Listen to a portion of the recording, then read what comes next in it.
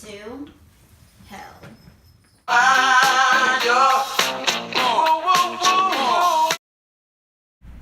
So what is hell? Well, according to the Catechism, it is a state of definitive self-exclusion from communion with God and the blessed.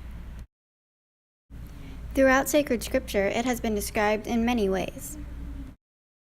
In Matthew chapter 13, verse 42, it describes hell as a fiery furnace. In Matthew chapter 25, verse 32, it describes hell as an eternal fire. According to Ezekiel chapter 28, verse 8, hell is a pit.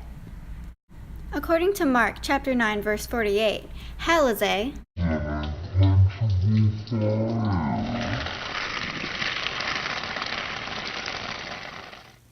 Alright, now that we've defined and illustrated hell, let's talk about how one ends up in hell. There are various ways. One of these ways includes when someone freely chooses to sin without repenting. This leads to exclusion of oneself from God and His divine mercy. Another way is when one rejects God's call. When one rejects God's call, they freely choose to neglect Him. This results in an everlasting life in hell.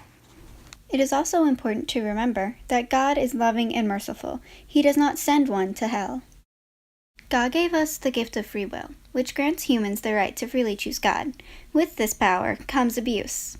When one abuses free will, it can lead to everlasting consequences, such as hell. Those who are in hell have to deal with punishment. This punishment is that they are unable to see God. They have damaged their relationship with Him forever.